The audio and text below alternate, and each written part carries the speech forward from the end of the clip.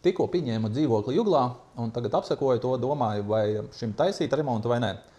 Pārsvarā uz flipiem es tomēr izvēlos netaisīt remontu, jo tas pārsvarā neatmaksājās, bet šajā gadījumā šai lokācijai un stāvoklim es par to domāju. Parādīšu, kā izskatās pats dzīvoklis. Te ir pati istabiņa, viņš ir maziņš, 30 kvadrāti. OSB jau ir ieklāts, priekš tālāk var laminātu likt. Lamināts pats arī ir jau tur šai istabai iegādāts. Te ir OSB, atliek salikt pa pārējo telpu, nošpaktelēt. Te vēl ir apkurstrubas jāpārvalk. Logi ir, radiatori ir, elektrība jāpārvalk. Jā, te sadalīta, ārdurus ir. Te viss ir jāšpaktelē pa jaunu, bet jāsāk špaktelēt, jākrāso. Stāvats ir daļai mainīts, ūdensvadi ir mainīti, viss santehnika jāsaliek, elektrība.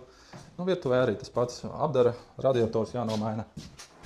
Nekas tāds, protams, budžeta variants pa vienkāršo, bet es teiktu, ka darbiņš ir uz pāris nedēļām, dažām, teiksim. Un lokācija arī ir laba, te ir Jugla, blakus ir Velnezars, zaļš. Ja spēšu atrast meistars un vienoties par pareizo cenu un termiņam, tad iespējams, jā, tad ir vērts to darīt.